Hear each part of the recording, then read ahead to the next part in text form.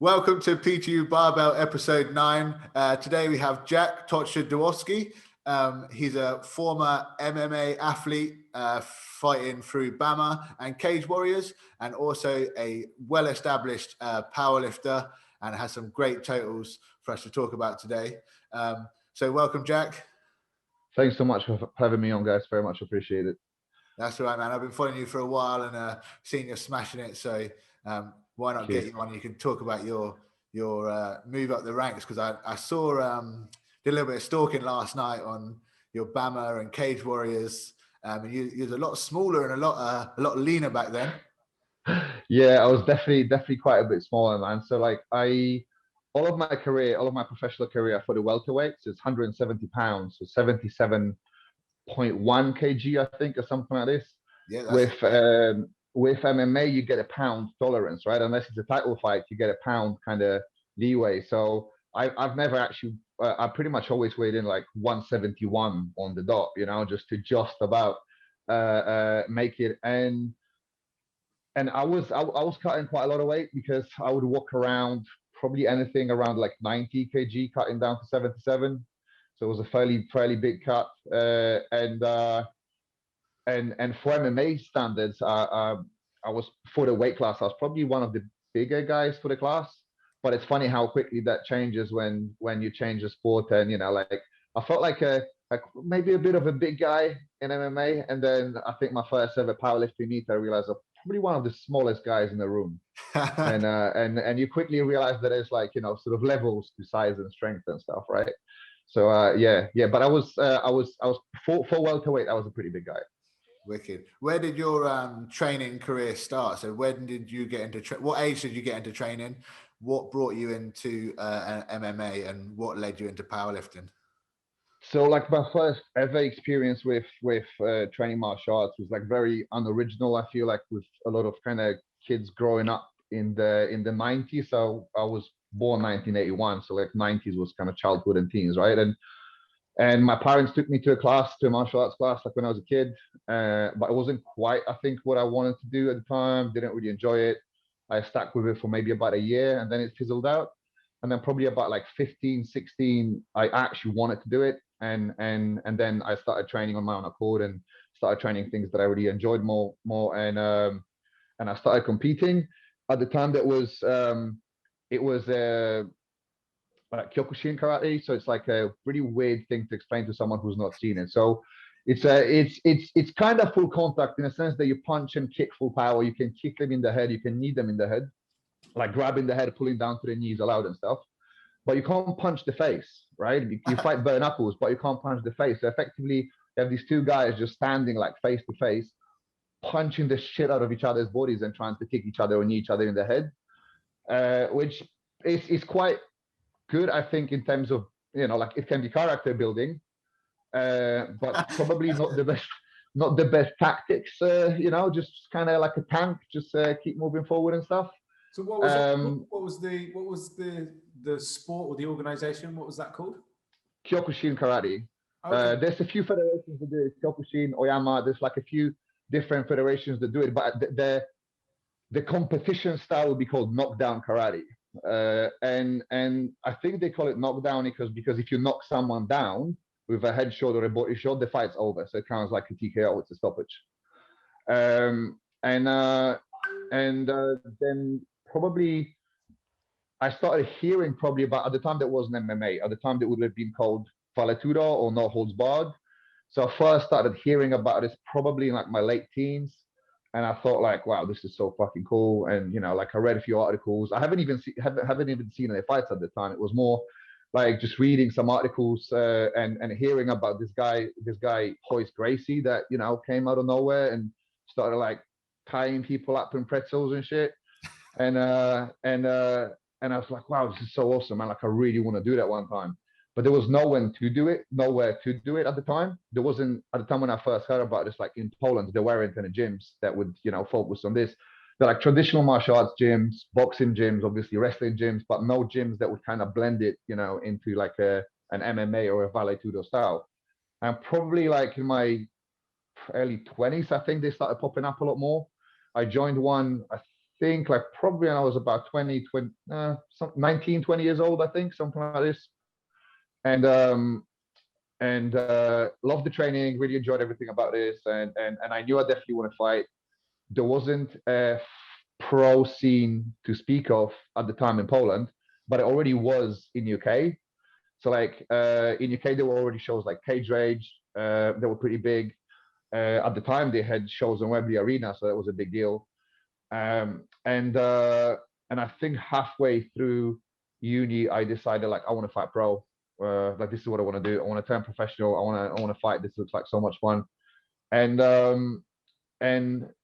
as soon as I still graduated uni, so I didn't drop out. But as soon as I graduated, I literally just packed my shit, moved to UK, started training. I think I landed on Saturday, started training on Monday, and I think a few months later, I had my first pro fight in UK on a little show somewhere in Orpington, I want to say. And then my second pro was Wembley Arena on Cage Rage on an undercard for like massive names. So I was properly like fanboying in the changing room, just looking at all these guys that were like legends. And, you know, I get to be on the undercard for them. That was amazing. And yeah, that was the beginning of it, you know. And then was that the Benny Carr fight? No. So that was one of my later ones. That was Benny Carr, I think was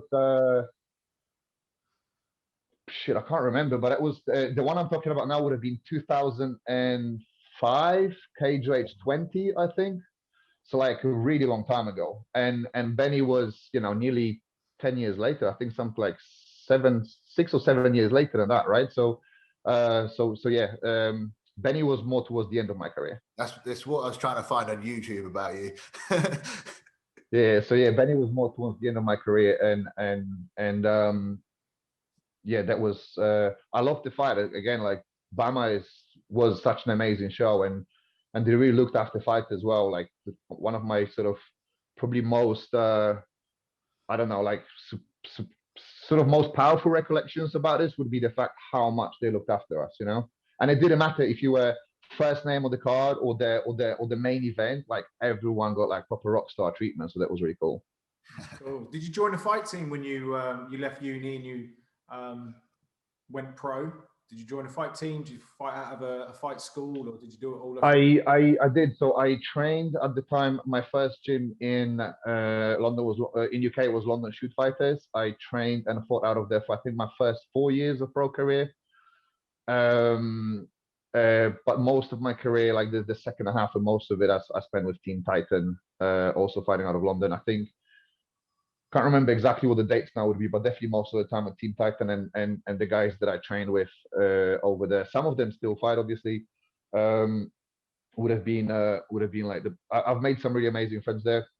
Obviously made some amazing friends with London Shoot as well, but it was such a long time ago that like the few friendships, the closest ones, have obviously lasted and survived till now. But so much has changed, and so much has changed in the scene as well. So many guys have come and gone. It's really hard to keep up with all of that. But yeah, the two main teams for me was London Shoot initially and Team Titan for the rest of my career. Was you doing any like barbell work to help your fighting career, or was it just more like skills work? I definitely was, not initially. Not because, you know, definitely not because like in some sports, some martial arts, you'll see people, and this is ridiculous, but you still see people saying, oh, you shouldn't lift because that's going to make you slow, you know, or that's going to, I don't know, make you less explosive. Like people really do not understand the basic concept of like getting more powerful. But, you know, it's a lost conversation on people who aren't ready to hear it. But so I started not right away. I definitely needed guidance on this, and the most guidance I've had on this was probably from fighters that were like maybe a few years older than me at the time. They were super helpful, helped me a lot with form, helped me a lot with, you know, sort of ideas about training, because I had no idea what I was doing, you know. And the stuff that I was doing was very basic, and the stuff that they were doing was very basic. But to be fair, for what I needed at the time, there was probably enough. I was doing some simple stuff like, you know, 5x5 for probably first few years, just compound moves. I've never done any accessories at the time. Then probably second half of my career, sometimes it would probably be more like a 5-3-1 by Jim Wendler. Yeah. And I stuck with it for almost like 3 or almost I think like 4 or 5 years. I just kept doing 5-3-1. Never really got bored of it. Kept making, you know, slow progress but steady. Really enjoyed the training. It was very simple, straightforward to follow. Didn't leave me so beat up that I couldn't do all my technical work and sparring, so I could sort of incorporate it easily. And yeah, I've always enjoyed this part of training as well. I've always thought this was fun, and I think at some point, I can't exactly pinpoint where it happened, but at some point where I got a little bit more and more into strength training, like this thought started, you know, in my head. They're like, this is what I'm gonna do once I retire. Like, I just want to pursue that bit of training, you know. Is that what pushed you into powerlifting then? Because just so everyone knows, you under 90, your total was 700, which is huge, and then under 100, we got it at 725, which again is huge. And I see you took a couple of medals in the Euros in France, didn't you? I think you came first. So no, I think I came second, both in France and in Limerick, I want to say. And to be completely honest, both of those I was nowhere near close to first. Like, I got beat. This wasn't like beat by 2.5 kg or something. Like, the guy who took first like beat me by at least 20 or 30 kg. So I wasn't, you know, like that was like, I think it also made me appreciate how big the differences sometimes are between people, even on the podium. You know, we may be ranked 1, 2, and 3, but this, like, we're still different, you know. So that was like quite eye-opening. Thanks a lot, man. Like, I really appreciate it. It means a lot. I don't think I feel very strong, but this is because, you know, whenever you see people around you, there's always someone stronger to kind of keep your ego in check. You know, like to give you a sort of like, I think the best example for that for me was like, so actually I did think I was strong when I was fighting. That was probably the last time. It was probably the last time I felt strong was when I was MMA fighter, because for an MMA fighter, I was strong. I was never the weaker guy in a fight. I got, you know, don't get me wrong, like, I got beaten with cardio. I fought guys that were just better than me, fair and square, just, you know, technically better fighters. But I was never ever outpowered in a fight or even close to it, right? And so I felt super strong as an MMA fighter. Then I did my first ever powerlifting comp, like, you know, walking in there thinking I'm pretty strong, like I'll be all right. And my first comp was in 90 kg, and I think that's where I met Neha. She doesn't compete anymore, but she competed with us, and she competed with BPU and with GPC, and she competed, I think, 75s at the time. And I remember seeing her either squat my squat or out squat me, you know, and I'm like, damn, okay. Well, again, there's levels to this stuff. So like, I that kind of was eye opening in terms of what strong can mean, and it was definitely like lit a fire, you know, in my belly. And that's like, shit, I want to be like these guys, man. Like, they're also strong. That was really cool to see that.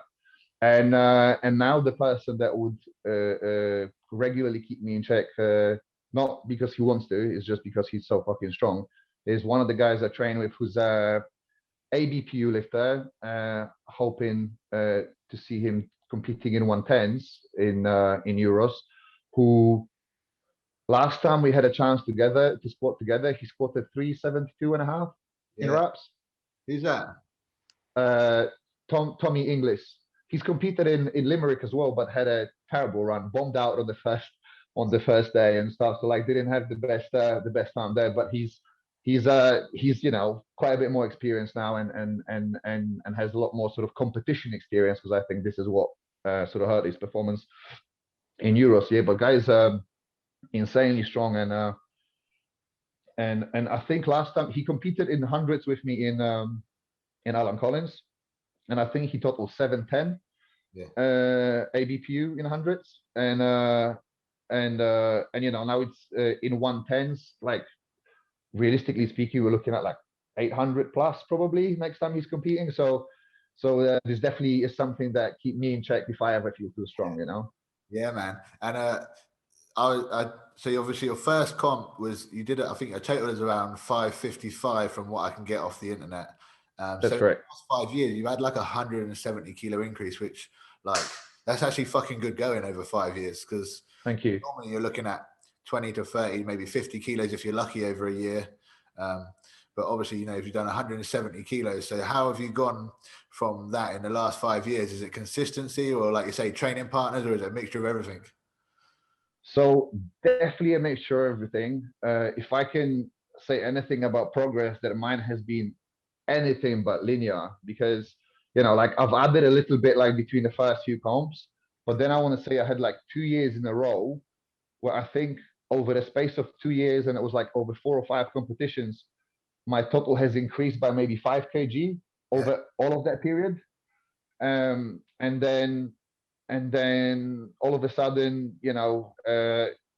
things just started falling into place. And I think a lot of that was due to like massively due to training with people, and having a group of people. So I feel like probably one of the biggest factors here was having a team, because when it was so I've always had training partner, Lindsay. We've always trained together, and there was usually people that would kind of drop in and out. So there would usually be 3 of us, but the third would kind of drop in and out. I'll stop you there. Why don't we tell everyone? Okay, so you're a coach of a community-based powerlifting team called what's the name of it? BarFight. BarFight. That was it. BarFight. That's it. Yeah. That's it. So did you start that? Is that your team? So Lindsay and me started that both, as training partners, and it came from the fact that we had such fucking great time competing and training, and just like the whole powerlifting community, just everyone we met has been so cool to us, so nice, helpful. It's just such a great community to be a part of, right? So we just wanted to kind of bring more people in, because why wouldn't you? This is awesome, right? So like we wanted to show this to everyone we knew, and some people were just completely not interested, and it took quite a while to get actually people interested. But then once that started falling into place, and more people join us and train and compete, and then having this whole group of people surrounding you, and all pulling in the same direction, that was like a really massive change to my training, my performance for sure. The ability to train with people like Tom, who I just mentioned, who's just a freak of nature, and makes me want to chase his numbers and stuff, and that was definitely a factor. But also I think and I only realize this now in hindsight, like a lot of the little things that I did for the first few years of training that I didn't appreciate at the time, probably like all the little accessories and stuff that I would do, and I did them. I didn't actually I didn't like skip my accessories. I legitimately did them, but I always thought like, why am I doing this? I'm not seeing anything from this, and then all of a sudden, like a few years later, like shit, things start falling into place, because I can hold my positions better, I can lift a little bit more better weight, I can brace better, I can ground better, all that kind of stuff, and it all just starts falling into place and paying dividends. And the last two comps have been really good for me. So like the Euros in Limerick, definitely a great comp there. In terms of like how it went for me, I came with a game plan that I executed, and I got exactly what I wanted. Same with Alan Collins, and obviously I haven't competed since Alan Collins, but I've managed to push my squats to 300 kg in reps since. So hoping, by the time I get to go on the platform in hopefully this will be Euros again, there'll be even more on that. So I feel like things have really fallen into place over those last few years, but it definitely took years of laying foundations for it, Yeah, for sure. Do you think anything from your MMA background transitioned into powerlifting? Is there any passover that way? Like whether it's mindset or, like you say, those sort of accessories that you may have been doing while training for MMA that maybe actually, what, my core is strong or my shoulders are strong. Is anything actually passed over that way? So to a degree, I think, yeah, in terms of training itself, like probably that for sure, yeah, and just being okay with that, yeah. Like the big factor for me, I think, was that when I came into powerlifting, because I had competed for a very long time in a different sport, I had a decent base.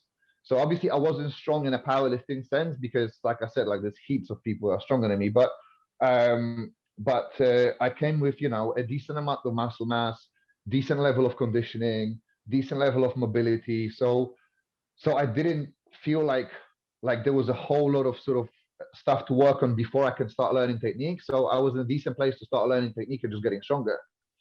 So that definitely helped carry over. In terms of mindset, just knowing that you know that you can go out there and you can face some real adversity and just be okay with that. That's definitely helpful. It definitely, I don't feel like it carries over in the sense that, you know, you feel like, oh, you know, you used to go out and fight people whose sole purpose is obviously to hurt you, because that's how you win fights, you know. And now you're going out, you're just lifting a bar, right? The bar is just an inanimate object, so surely that you shouldn't be as nervous, but it's just different kind of nervous, you know. Like you never want to lose, or you never want to fail, especially in front of people where it's witnessed, right? So whether it's failing by getting beat in a fight or failing by getting stapled by a bar, it's not really very different. So the fear of failure is definitely always there. So I don't think like trying to wrap my head, in my case anyway, I don't think trying to wrap my head around the fact, oh, you know, like I used to fight, so this is, you know, like this should somehow be easier. It definitely isn't. It's just different. So I definitely would not say it's easier. Also, I've had quite a few of my MMA friends that still fight join me on a session just to see what this powerlifting thing is about. And I don't know, maybe I'm doing this wrong, but none of them has done a second session. You know, so it's always like they came for one, oh, let me see what it's about, and they're like, fuck this, I'm not doing this again, you know. So this isn't for me, and so it's definitely not easier. It's just very different. But some stuff definitely carried over. What I know didn't carry over for me for sure was that as a fighter, even though I was like a really aggressive, come forward fighter, I was very methodical in how I fought. So I wasn't emotional, I wasn't reckless, I wasn't doing anything crazy. I would just kind of chip away and look for small victories and build bit by bit, you know, and try and sort of get my way. And I thought that because I was a really composed and methodical fighter, that I also have to be a lifter like this. I need to be composed and really kind of level-headed and stuff. And for first probably like 4 years of competing, I was, but it felt like something was missing. And it's only like when I decided, you know what, I'm just gonna have fun. Like if I want to be emotional, I'm gonna be emotional. If I want to scream on the platform, I'll scream on the platform. If it makes me look like an idiot, I don't care. Like I'm just gonna go out there and have fun. And ever since I started doing that, and I let myself get a lot more emotional than I would as a fighter, I started not only having a lot more fun, but definitely performing better on the platform. So that was one thing that definitely didn't carry over for me. How come Jack of Spades didn't carry over? I like that. Jack of Spades. I really dig deep for stuff, you know. So you know what, with nicknames, with fight nicknames, that usually is something that, I mean, don't get me wrong, I know fighters that have given themselves their own nicknames, but that's pretty lame, you know. Like you don't normally do this. Like there's a bunch of guys out there with the nickname like the Silent Assassin or some other cringy bullshit like this, and it's usually stuff that they come up with themselves. Like if your friends, teammates, I don't know, commentators or anyone else like this gives you a nickname and it sticks, that's usually how it happens. So what happened with mine was because I was always very heavy-handed, and like probably like the biggest asset I had was ground and pound. So once you have your opponent on the ground and you hit them, that was probably like my strongest asset of my game. And someone, you know, mentioned in sparring session or something like this, oh shit, man, it's like when Jack hits like being clubbed, and then it went to like Jack of Clubs, that clubs for hands, Jack of Clubs, and then somehow that evolved to Jack of Spades. I was like, I like Jack of Spades, they're kind of cool. So I just rolled with it. I you know, said nothing about it, just rolled with it, and then just kind of stuck, you know. And I was very much happy with this. I've got a big tattoo to remind me of it still on my forearm. I think my second or third ink that I got, just, you know, still carry kind of the memory of it. So yeah, I definitely like it. I mean, I saw those big elbows of yours on that Benny Carr fight. Yeah. That was nasty. Yeah, definitely, man. That was that was probably one of the better on my end, definitely one of the better performances in terms of like ground and pound stuff for sure. Well, he went out quick, man. It was a couple of elbows and it was good night, Vienna. Night. I think for Benny at the time was, I don't think he's because he was going into this fight with a perfect record and a lot of knockouts to his name. And I think obviously I don't know what was exactly going on in Benny's head at the time, but I don't think he's faced difficulty in a fight before. So everyone he fought before, he pretty much ran through, and I think that really kind of caught him off guard a little bit that it didn't go that way, you know. So I imagine this is one of those things where, given a bit of time, if he was a little bit more experienced, he probably could have survived that onslaught and recovered, and the fight could have gone on a little bit longer. But I think he just got really caught off guard by like, shit, this isn't going how I want it, you know.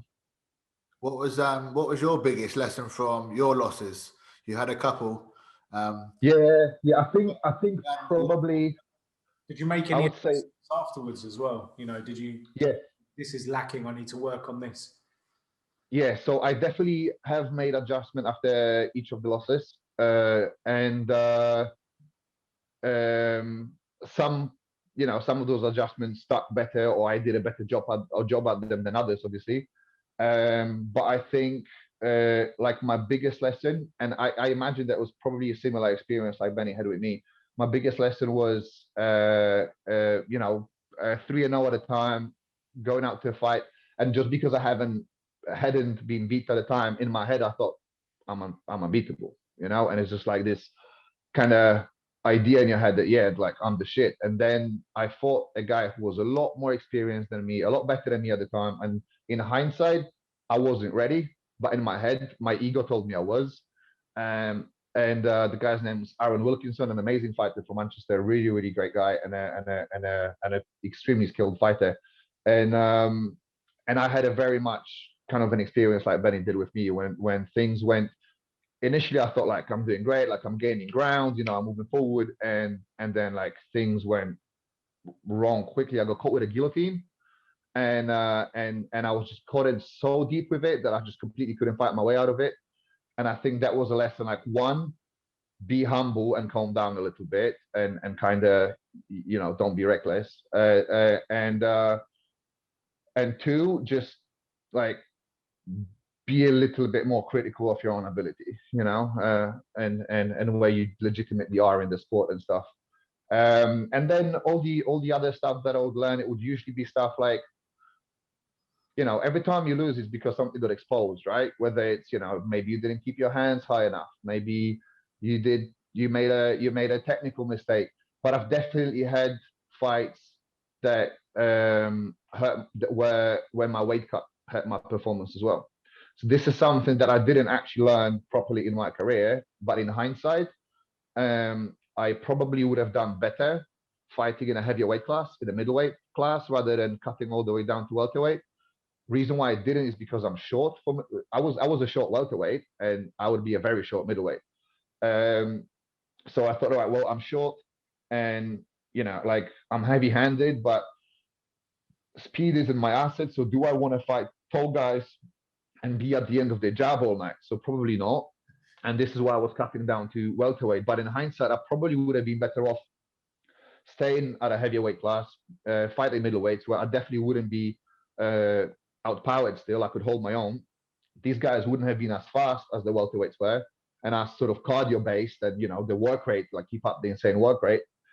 But that was a lesson that I learned too late, for sure. But that's something that for what it's worth, like, it helped my fighters. So when I was still coaching, I don't anymore, but when I was still coaching fighters, one of the things that I would make sure that they don't do is crazy weight cuts. You know, like, I am very firmly against insane weight cuts in MMA or any combat sport for that matter. And that was a very tough lesson that I had to learn myself, for sure. Were your weigh-ins always the day before, or were they on the always the day before? Yeah. And realistically speaking, it was, so it's called the 24-hour weigh-in, but really we got more, right? Because we would get weighed in probably, say, 2 p.m., I don't know, 3 p.m. on a Friday, the latest, usually, and there would be some sort of a press conference. It was a bigger show, and you wouldn't really fight till Saturday night. So really, you got quite a bit more than 24 hours. And you know, it's one of those things, like, you kind of weigh your options, and sometimes it pays off, because I would weigh in 77, but I would be probably about 90 on the day. So more often than not, I was the bigger, heavier guy, which worked great in the first round, when you're bigger and stronger than the other guy. But then the longer the fight goes, the quicker you get tired, the less it becomes an advantage. Actually, at some point becomes a disadvantage, right? What do you think about weight cuts in powerlifting? What do you get your guys to do, and how does that look?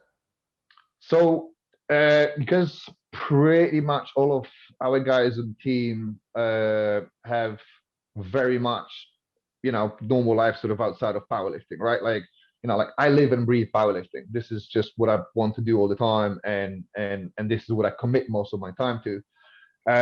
But with most of my guys and girls on the team, they have like a whole bunch of other commitments, and this is something they very much do for fun. So my recommendation to people like this is always, well, don't take the fun out of it then, right? Like weight cutting is never fun, no matter how you look at it. And I have never seen anyone who has lifted more after the weight cut than before the weight cut. So like, why would you do this to yourself? You're hitting all these lifts in the gym. Like if you want to lift that or more on the platform, don't cut weight. Don't hurt your own performance. So like I'm against weight cutting for if you're competing for fun. And if you go out to a competition and if you're genuinely just thinking, you know what, I'm just going out there to beat my numbers. I don't really care where I place and stuff like this. Then again, why cut? Just go out and have fun and beat your previous top score, right? If you want to be competitive and you want to cut weight, that's fine. And for what it's worth, with my sort of extensive experience in this, I know that I can help them, but I will always discourage weight cutting. And I understand obviously that people do this to place higher or to take a record, and I completely get that, and that's absolutely normal in any sport. I just wouldn't recommend it to anyone who just competes for fun. I think it takes the fun out of competing. Yeah, definitely. I've always said, like, unless you're like gonna really compete at a higher level, or you're like 5 to 10 competitions in, then I wouldn't even bother. Like, yeah, exactly. And I get it when people look at records. Yeah, and I get it when people look at records, right? If by cutting a little bit you can take a record and it means something to you, by all means do it. But I'm completely with you. Yeah, first 5 to 10 comps, just go out there, have fun, get experience, and actually see what you can lift on the day.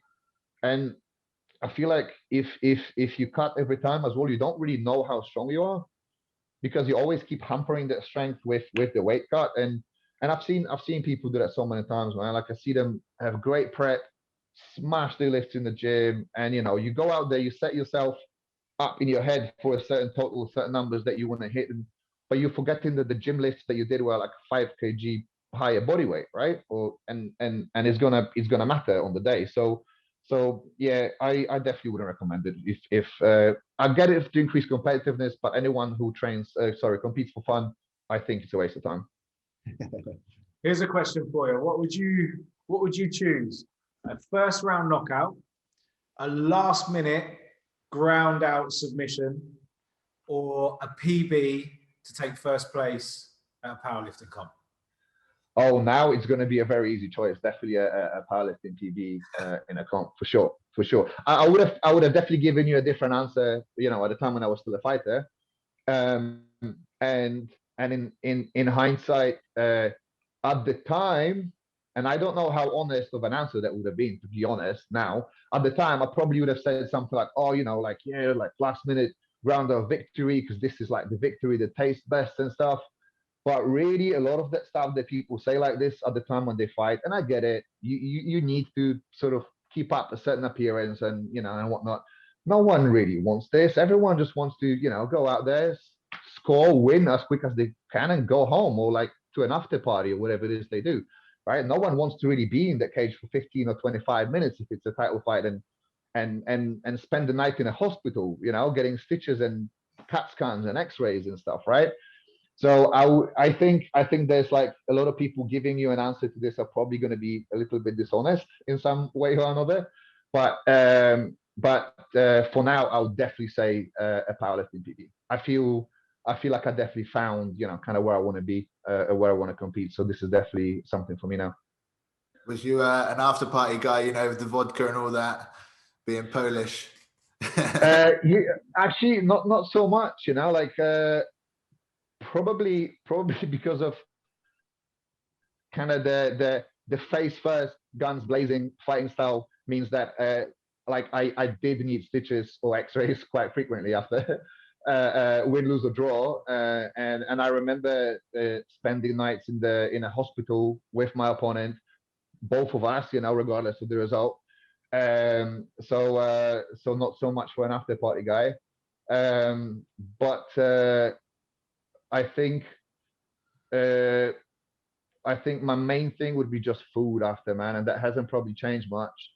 But obviously, with fighting and how long you deprive yourself of stuff to make the weight and cut the weight, food is the one thing that you just think about all the time, which also makes me extremely respectful of bodybuilders and their dieting, because honestly, I don't know how to do this. Like I would just wake up and go to sleep thinking about food all the time, and it wasn't even as strict of a diet as bodybuilding diet would be. So yeah, really hats off to bodybuilders here for that. What's your favorite meal after a fight or after a powerlifting competition then? So probably I'm not going to be super original here, because like the main thing I probably would have craved after the fight would be donuts, because that's something I wouldn't be allowed for like weeks and weeks before the fight. Now, because I pretty much eat normal all the way up to the, you know, leading up to the comp, and I don't really deprive myself of it. So now it probably changes a little bit more, but I imagine there definitely would be donuts as a dessert after a meal as well, you know. So you know, back when I was fighting, I could easily put away like a box of assorted Krispy Kremes probably in minutes, you know, after a fight. It's like easily. The most I've ever had was 20 assorted ones. So not just the ones with hole, but like the assorted ones, 20 in a row. And it took me, so there's 2 boxes, 24 donuts, right? So 3 teammates of mine at a time had the other 4 donuts between them, and it took them just as long as for me to eat the remaining 20. That was a PB, by the way. I've never managed to replicate that success again. So that was a one-off success. I think you should up it to 24. I'm gonna try and do it. Honestly, I'm gonna try and do it. Maybe you know, like if I set like a landmark, like maybe like an 800 kg total, and celebrate it with 2 boxes of Krispy Kremes. Yeah, definitely. Are you a supplement guy? Is there any supplements you take every day to keep you held together? I do take some. This is, I want to say, like a fairly recent discovery for me. So I've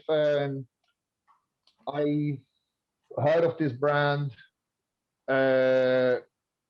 Probably is going to be a year now, like a year ago, and it definitely would have been either on the back of something that Joe Sullivan posted or Pete Rubish posted, you know, and it was basically supplements that are kind of specifically aimed at, you know, untested competitors, just for blood work and general health and stuff like this, and that's the kind of stuff that I'll take. Other than that, not so much. Like I get, I take some like gainers or you know, not so much protein shakes, like gainers if I need to bump calories and I struggle to put away enough food on like the tougher days and weeks sometimes. But like supplement wise, is it okay to name a brand? Yeah, you can say what you want, man. Yeah. Just checking. Then Leviathan. This is pretty much the only thing I take, and they have like a whole range of supplements that, you know, support your blood work, liver function, kidney function, all that kind of stuff. Yeah. And it's just something I like to stay on top of, alongside with checking my blood works and you know, making sure my sort of blood pressure is okay and that kind of stuff. Yeah, man, lifting all those heavy weights, mate. So just trying to stay healthy, man. Exactly. What so who do you look to for inspiration at the moment? Obviously, you said the guys you train with. Is there anyone outside of that circle that, you know, you're looking at the moment, or like you've mentioned a couple of names? Are there any coaches that you look at as well as you're a coach, or? Yeah, 100%. So I would say, like probably so far, I would say the biggest difference for me mindset wise, and this is definitely, I have to credit her for this, because like the woman definitely changed me, would be Stacey Burr, BAMMA. She doesn't compete anymore. She got highest Wilks ever, you know, when in her last comp. Since got beaten, I think, by Mariana Gasparian. But the point is, she did get a best in the world lifter, and I've definitely been looking up to her a lot in terms of mindset around training and competing, and even everyday life, and having had the opportunity to like train with her, hang out with her and stuff. Like that was a game changer to how I go about things. In terms of lifting, learning, you know, learning technique, trying to sort of just in terms of like knowledge and technique and stuff, I would say probably Joe Sullivan and Scott Miller. Like I really like how they teach and how they pass knowledge on, and how they geek out on like technique and biomechanics and everything else like this. And I really appreciate that kind of, you know, like the scientific aspect of lifting, if you will. And obviously it's not just scientific, because these guys have been lifting for years, and they, you know, I mean, insanely strong and stuff. So it's not like they're not exactly kind of, you know, just guys in the lab doing just science and stuff and not actually knowing what lifting and practice looks like. So they obviously have the practical knowledge and years of experience, but the scientific approach kind of speaks to me, you know. So I would say, yeah, Stacey Burr, Joe Sullivan, Scott Miller. Yeah. Awesome. And is there any fighters you're watching at the moment? You keep an eye on everything? Actually, no. You know, I think gradually over time, I have just kind of quite at some point quite deliberately separated myself from fighting. Maybe it's the age thing and stuff, but it's just kind of too late. Yeah, man. It's just no, it's weird, but I feel like I'm just, and I never thought that would be the case, but I think I'm just quite a bit less comfortable with the violence aspect of it, you know, like, and to put in context, like seeing a guy who gets a career-ending injury, and I know he's not going to get another job because this is the only thing he can do. And let's say he's, you know, 30 or 31, and he just got a career-ending injury. Now, where's he going to go from there, right? It's like watching people get hurt really badly. I struggle with that a little bit now. I didn't as a fighter. I just accepted it as part of what comes with the sport. But now that I don't fight anymore, I think it hits me harder. I totally get what you're saying, because you know, like memes and videos keep going around. I hate when people send me those gym fails. I don't want to see that. You know, you're about to squat. Exactly, right? I don't need to see that. Or like when I used to play rugby, so whenever they send me like a rugby injury, I'm just like, I don't need to see that. Like, I don't want it in my atmosphere at the moment. Exactly that. I'm completely with you on this. Wicked, man. Is there any quotes that you live and train by? We always do this one towards the end of our podcast. Is there any quotes that you live and train by? Is there like a saying, or, you know, that someone said something to you that you keep close to you? Yeah, definitely. And I'm definitely gonna, and it's gonna be Stacey again. I'm gonna quote her on this. BAMMA, you didn't come this far to come this far. Yeah, I like that. And this just kind of rings, you know, rings home at me, like you didn't get this far to only get this far. And it just kind of makes sense, you know. So every time I struggle a little bit, hit a wall a little bit, this is what I'm thinking, like, yeah. Awesome, man. And do you want to just quickly plug your lifting group, BarFight Team? I'm not sure how. Just tell people where to find you, man, so they can get an idea of what you're about. Thanks a lot, man. So team is BarFight_team on Insta, and myself, Jacked_T on Insta as well. Yeah, this is it. We don't really, I think, use any other social media at the time. We don't have like a team Facebook or anything, so it's just Insta at the moment. Wicked, man. Thank you very much for coming on. It's been a pleasure having you on. It's good to meet you, and thank you for your time. Thank you so much, guys. Very much appreciate it.